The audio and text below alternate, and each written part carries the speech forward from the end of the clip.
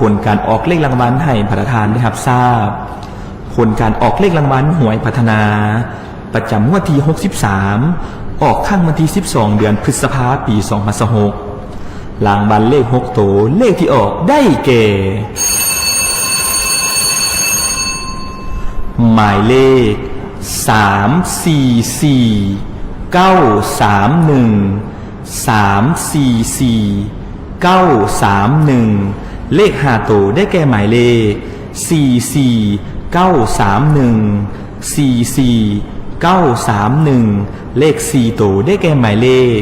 4931 4931เลข3ตัวได้แก่หมายเลข931 931เลข2ตัวได้แก่หมายเลข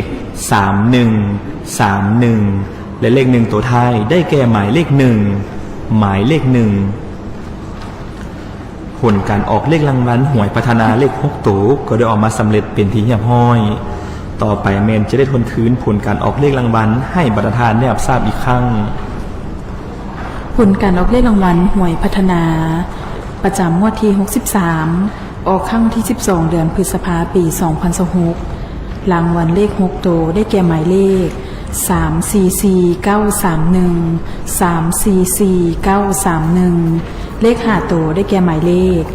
44 931 44 931เจ้าท่านผู้ชมขณะนี้ท่านกำลังติดตามรับชมการถ่ายทอดสดผลการออกเลขรางวัลหวยพัฒนาประจำงวดที่63ในมื้อนี้รัฐบาลจะขออนุญาตท่านผู้ชมให้ประธานได้รับทราบตึมอีกครั้งหนึ่งกับผลการออกเลขรางวัลหวยพัฒนาในเลขเสียง6ตัวหมายเลขที่ออกเลขแก่หมายเลข